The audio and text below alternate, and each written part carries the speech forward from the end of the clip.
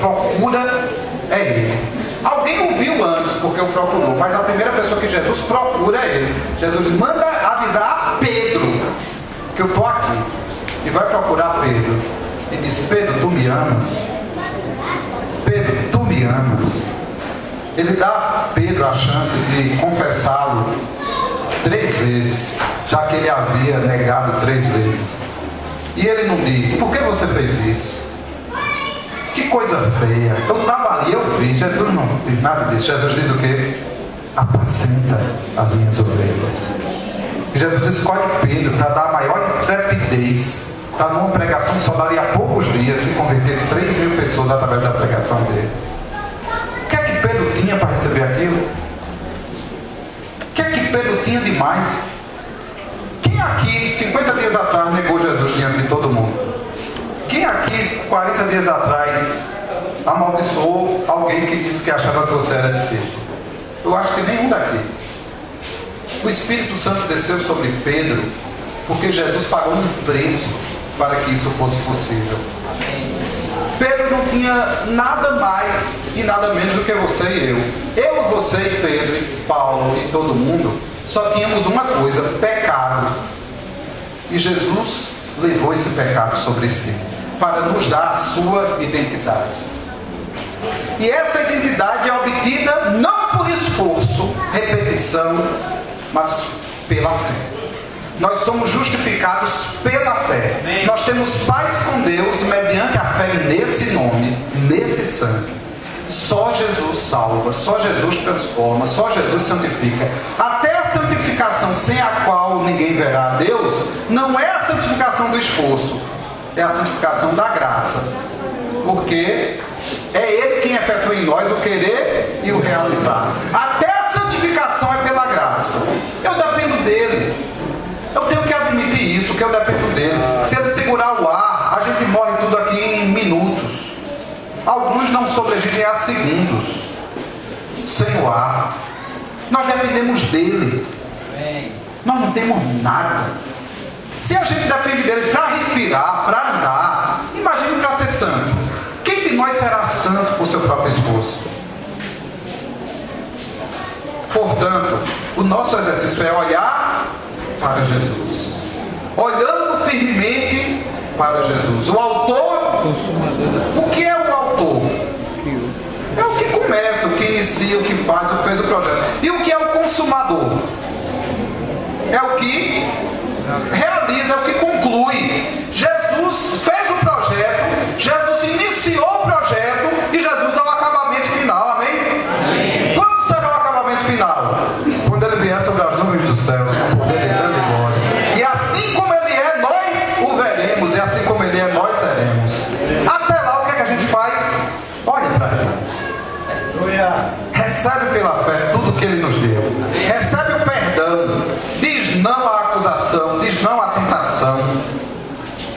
E profetiza isso. E declara isso para as pessoas. Nós não podemos ter medo de confessar isso diante dos homens. Confessar Jesus. O que é que Paulo dizia? Sejam meus como eu sou. Isso era privilégio de Paulo? Não era. Não tem um aqui que seja pior do que Paulo. Quem aqui já perseguiu a igreja e matou os crentes? Não tem um aqui que seja pior que Paulo. Pelas palavras do próprio Paulo, ele diz assim: eu sou o principal dos pecadores, e Deus me escolheu para ser exemplo da graça. Se ele escolheu a mim, pior dos pecadores, ele escolheu a você. Era essa a mensagem de Paulo. Eu não tenho nada mais do que os outros, é ele em mim. Então quando Paulo dizia, seja meu imitador como eu sou de Cristo, é que ele sabia que assim como Cristo estava nele, estaria também em você. Em todos os que são batizados em Cristo, Cristo habita. Em todos os que foram revestidos de Cristo, Jesus é pleno. E em todos esses em que Jesus é pleno, esses são iguais a Jesus. Nós somos discípulos de Jesus. Nós somos iguais a Jesus. O que está errado precisa ser o quê? Confessado. Que atitude temos que ter com essa palavra? O que temos que sair daqui para fazer? Confessar os nossos pecados. Mas não só confessar os nossos pecados, devemos confessar Jesus. Aquele que me confessar diante dos homens, eu me confessarei diante do meu Pai. Eu confesso o meu pecado e imediatamente eu confesso Jesus. Jesus me perdoou, Jesus me ama, Jesus é meu advogado, Jesus me santifica. Sabe, gente, que ninguém tem o direito de confessar um pecado e passar 2, 3 dias deprimido porque pecou. Pecado confessado é pecado perdoado. Não dá para chorar uma lágrima. Confessou, recebeu perdão. E receba pela fé acesso a Deus. O cara que não pecou essa semana não vai ficar mais perto do trono da graça do que o que pecou e confessou. O acesso ao trono da graça é por meio de Jesus, do sangue de Jesus. A nossa justiça própria é trapo de imundícia. Trapo de imundícia é uma coisa muito suja, é um modus usado.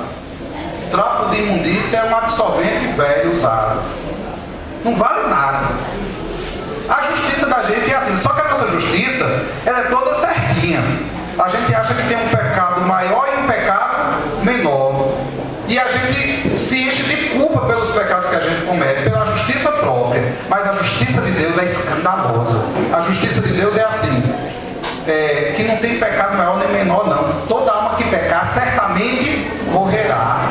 Deus é tardio em irar-se, mas jamais inocente o culpado. Deus não deixa para lá. Deus não desconsidera a tua culpa. Tua culpa é real e absurda. E o castigo de Deus é severo. Mas Jesus já pagou o preço por isso. Jesus já se fez maldição em nosso lugar.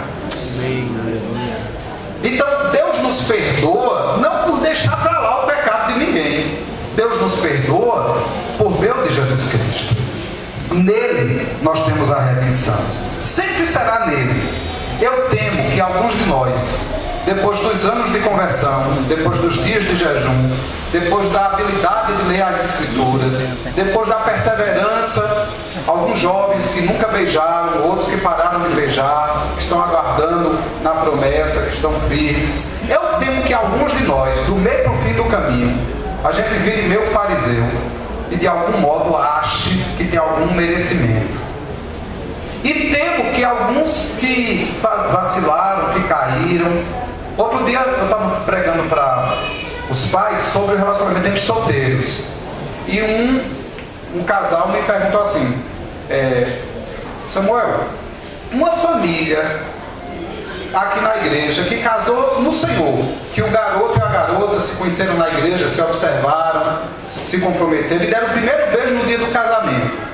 E outro cara que caiu, não perseverou, foi, casou lá fora e veio. A menina já se converteu, o cara também, estão na igreja. A pergunta dele foi assim: há mais graça para esse casal que nunca caiu? Eu disse: muito pelo contrário, há muito mais graça para o casal que caiu. Porque onde abundou o pecado, superabundou a graça.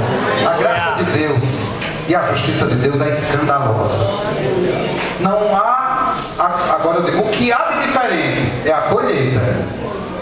Aquele que saiu lá e casou e fez tudo besteira, não há garantia nenhuma que aquela pessoa lá fora vá se converter. Eu conheço casos de pessoas que vão passar o resto da vida sofrendo por causa daquilo. E exatamente por causa desse sofrimento é que haverá mais graça para eles. A graça de Deus é absurda. A graça de Deus é maravilhosa. A graça de Deus é escandalosa. Então, queridos, nós precisamos assumir pela fé, pela graça, por meio da graça de Jesus, essa identidade que Ele nos deu. Nós temos que olhar no espelho e ver essa identidade. Cada pedaço de mim tem que expressar Jesus. Quem eu sou? Quem eu estou sendo? E quem eu deveria ser? Eu tenho que lutar e orar, e confessar, e buscar, até que Cristo seja pleno e absoluto em mim. Eu queria que você baixasse sua cabeça um pouco, fechasse o seu olho. E nesse momento, por favor, quem precisa ir ao banheiro, segure a onda. Quem precisa sair para beber água, segure um pouco sua sede. Nós precisamos de silêncio para poder digerir toda essa palavra. Aqui tem muito alimento de Deus para você. E tem um desafio gigantesco para você. Eu sei que muitos aqui não teriam coragem de olhar para alguém e dizer: eu sou igual a Jesus. Quem olha para mim vê Jesus. Porque tem olhado mais para o seu pecado do que para o sacrifício de Cristo. Outro dia eu fui procurar o nome do diabo na Bíblia. Me disseram quando eu era pequeno que o nome dele era Lúcifer. E eu fui procurei. Não existe a palavra Lúcifer na Bíblia. Já coloquei no computador, na chave bíblica. Não tem. Eu fiquei tão feliz quando eu descobri isso. Porque a Bíblia não dá ousadia àquele infeliz. Nem sequer dele tem nome. O diabo não tem nome. Diabo, Satanás, é tudo adjetivo desqualificativo. Ele é o acusador, é o inimigo. A Bíblia não lhe deu ousadia sequer de ter um nome. Um padre batizou ele aí e deu esse nome de Lúcifer a ele. Acho que ele ficou todo feliz de ter recebido esse nome, porque a Bíblia não dá ousadia de dar nome ao nosso inimigo. O nosso inimigo não tem nome, mas o nosso Senhor tem um nome que está acima de todo nome. Ouça esse nome. Ouça essa voz.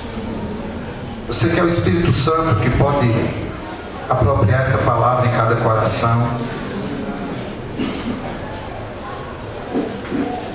Eu gostaria que você pensasse no seu coração assim: o que é que está faltando em mim?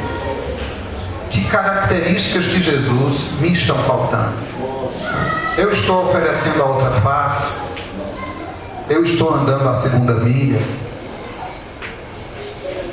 Eu estou perdoando como Jesus perdoou? Eu estou amando como Jesus amou? Os maridos estão dando a vida pelas esposas, como Jesus deu a vida por sua noiva?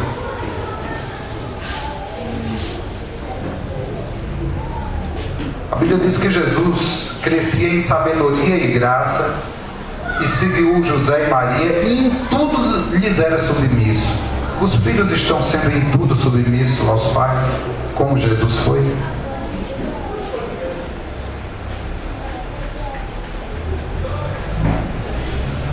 Os pais estão representando Deus para os seus filhos. Quando você que é pai, quando o teu filho olha para você, ele vê Deus. O teu filho, pai, vai amar a Deus na medida que ele te ama. Vai respeitar a Deus na medida que ele te respeita. Vai honrar o nome de Deus à medida que o teu nome é honrado. Porque Deus te colocou para ser modelo. Quando Deus é pai e deu ao marido essa tarefa de ser pai, Deus deu um desafio muito grande ao pai. Você expressa a vontade de Deus. Todas as marcas que você deixa por onde você passa expressa Jesus. Quem é patrão? É patrão como Jesus. Quem é empregado como Jesus. Quem é soldado é como Jesus. Os irmãos, como se tratam?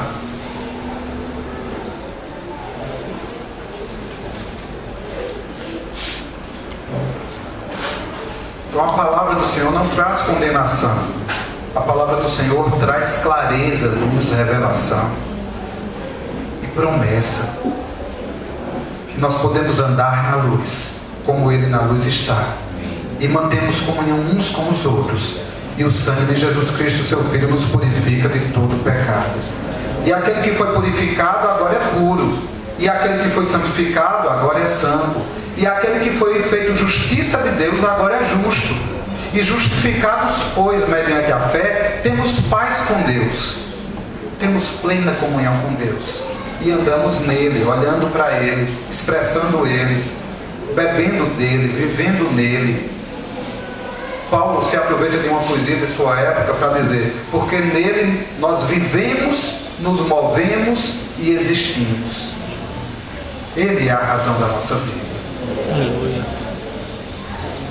E o Espírito Santo quer tirar toda justiça humana, toda justiça própria.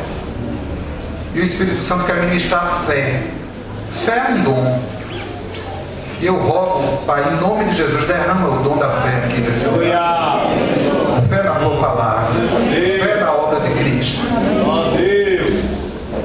Fé na obra de Cristo, Senhor. A obra de Cristo foi completa, Senhor. Livra-nos da justiça própria. Livra-nos da falsa ilusão que o nosso esforço faz qualquer coisa. Tua palavra diz: esforçando-me o mais possível, segundo a eficácia que opera eficientemente em mim. Ou seja, não é o meu poder, não é a minha eficácia, é a eficácia do Senhor que opera eficientemente em mim. É Cristo em vós a esperança da glória. Não é vocês, não é o discipulado. A esperança é a vida de Cristo em você. Amém. E o discipulado vai apontar para Cristo. E a oração vai fazer você buscar Cristo. E o jejum vai desfocar a tua própria imagem para revelar Cristo. E todo exercício espiritual em Cristo vai produzir fruto, crescimento, mas é nele. Nunca será pelo exercício. Nós precisamos abrir nosso coração para receber fé. E eu sei que tem pessoas aqui sob profunda acusação. E tem pessoas que ouviram até de irmãos palavras destruidoras. Assim: você não consegue, você é um fracasso, você não é exemplo. E eu quero pedir, Senhor, destrói toda acusação de Satanás, em nome de Jesus, e toda visão carnal dos irmãos uns em relação aos outros. Senhor, gera fé nos irmãos para profetizar um para o outro que eles são em Cristo, para se ajudarem mutuamente a olhar para Cristo. Senhor, que as juntas e ligamentos apontem para Ti, que os companheirismos apontem para Ti, que os relacionamentos de discipulado apontem para Ti. Oh, Senhor, que nós evangelizemos falando de Ti, Senhor. Que Tu sejas o centro da evangelização, o centro da vida da igreja, o centro do grupo caseiro. Que tomemos nossas ceias pensando em Ti, em memória de Ti.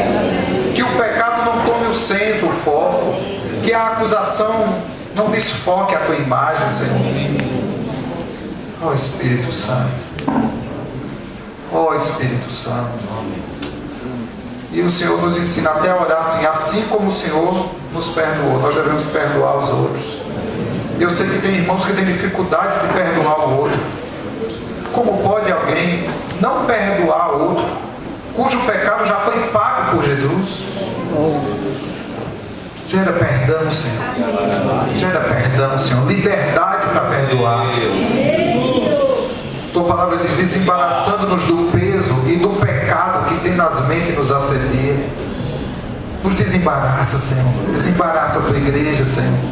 Tira todo o peso, Senhor. Toda acusação, toda culpa, Senhor. Tira toda culpa, Senhor. O Senhor pagou um preço na cruz para levar a culpa. Dê força a meus irmãos para confessar. E dê a eles a revelação que não é a confissão, mas é o sangue de Cristo que purifica de todo o pecado. Oh, Senhor, que como igreja possamos gozar dessa plena comunhão com o Filho, dessa plena comunhão com o Pai, dessa plena comunhão com o Espírito e dessa plena comunhão uns com os outros. Porque, Senhor, imagine uma igreja em que o pastor é igual a Jesus, os diáconos são iguais a Jesus, os líderes são iguais a Jesus, o discipulador discipula Jesus, o discípulo é discipulado por Jesus, Jesus é companheiro de Jesus, e vão andar por toda parte fazendo o bem e curando a todos os oprimidos do diabo, porque o Pai é com ele. E não é pelo esforço que seremos iguais a Jesus, é pela fé que Ele vive em nós. Tua palavra diz, Senhor, que esse mistério estava oculto de todas as gerações. Se Abraão não entendeu isso, nem Isaac, nem Jacó, se Davi não entendeu isso, nem Jó, Senhor, só pelo Teu Espírito nós entenderemos isso, Senhor. Se Moisés, que conversava face a face contigo, não entendeu isso, mas o Senhor revelou aos pequeninos. O Senhor nos dá graça para entender essa palavra, para entender entender essa escandalosa graça, para entender essa tão grande salvação, para entender essa santificação pela substituição, para entender o que significa olhar para Jesus e ser transformado de glória em glória na sua própria imagem. A nossa mente não consegue entender isso, a nossa carne não consegue entender isso, a nossa justiça própria nos impede de entender isso, mas o teu Espírito Santo é poderoso para revelar o Filho. O teu Espírito Santo é poderoso para fazer uma obra aqui em nós. Por isso eu te peço, Senhor. Por isso eu te peço, Senhor, muda nosso olhar. Tua palavra diz assim: vós estáis limpos pela palavra que eu vos tenho falado. Limpa a tua igreja, Senhor. Limpa teu povo com a tua palavra. Assim como um espelho embaçado não reflete nada, Senhor, limpa esse espelho, Senhor, para que Jesus possa aparecer. Limpa, Senhor, com tua palavra. Em nome de Jesus. Em nome de Jesus.